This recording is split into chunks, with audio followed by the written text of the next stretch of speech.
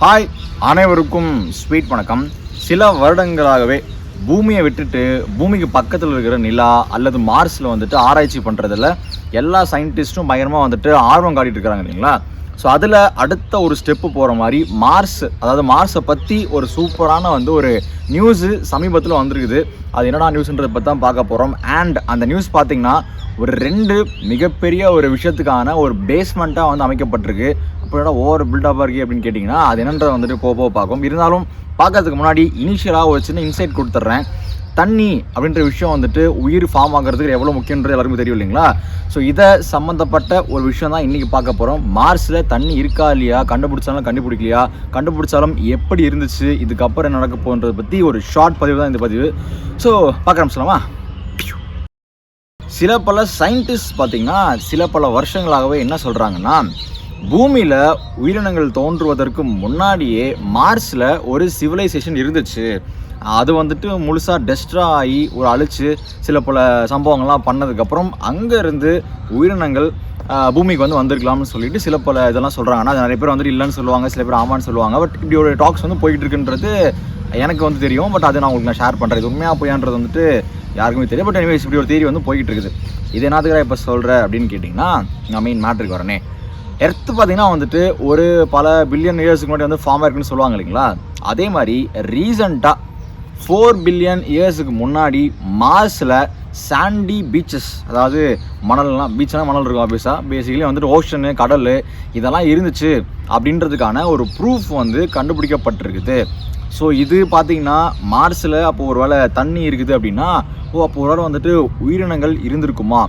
உயிரினங்கள் இருந்துச்சுன்னா அது சின்ன ஸ்கேலில் தான் அமீபா அந்த மாதிரி வந்துட்டு சிங்கிள் செல் இருந்திருக்குமா, இல்லை நம்மள மாதிரி மல்டி செல்லர் ஆர்கானிசம்லாம் இருந்திருக்குமான்னு சொல்லிட்டு பெரிய டிபேட்டே கிளப்பி விட்டுருக்குது.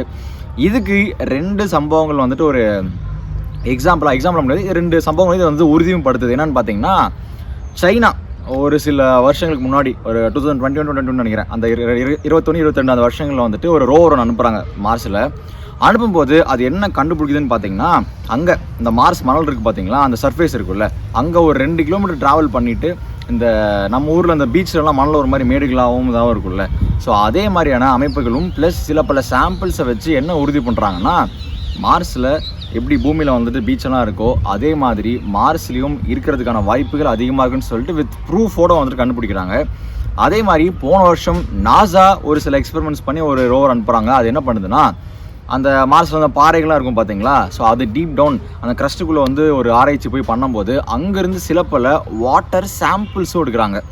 ஸோ அது மூலமாக என்ன உறுதிப்படுத்துகிறாங்கன்னா, அங்கே அந்த லெவலில் அவ்வளோ அமௌண்ட் ஆஃப் வாட்டர் சாம்பிள் இருக்குது அப்படின்னா டெஃபினட்டாக அந்த இடத்துல பெரிய ஓஷன் இருந்திருக்கணும் அப்படின்னு சொல்லிட்டு ஒரு பாசிபிலிட்டி ஹையாக இருக்குன்னு சொல்லிட்டு ப்ரூவ் பண்ணுறாங்க. வித் திஸ் பார்த்திங்கன்னா சாண்ட் பீச்சஸ் இருக்குன்னு சொல்லிட்டாங்க.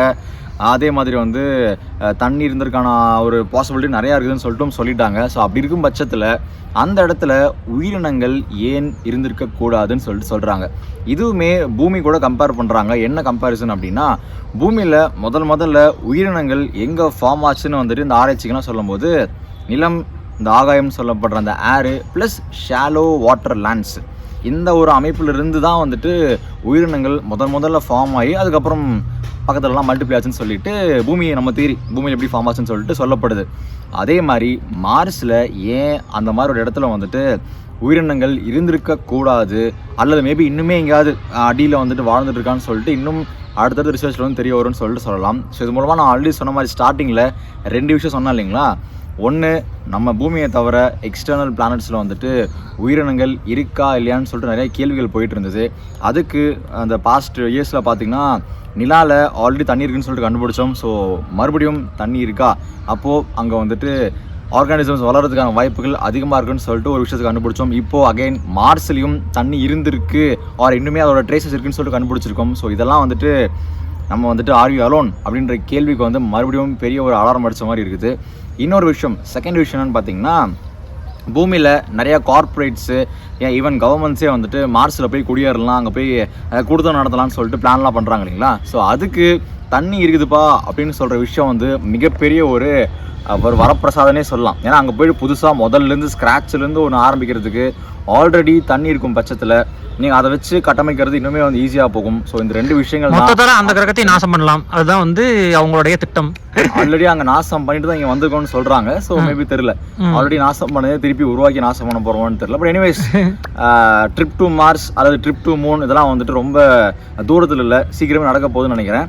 ஸோ பார்ப்போம், என்னுடைய பேரப்பிள்ளைகள் உங்களுடைய பேரப்பிள்ளைகள்லாம் மேபி வந்துட்டு மார்ஸுக்கு ட்ரிப் போயிட்டு வரலாம், அல்லது மார்ஸ்லேயே வந்துட்டு குடியேறி சிட்டிசன்ஷிப்லாம் வாங்கி குடும்பம் நடத்தலாம்னு நினைக்கிறேன்.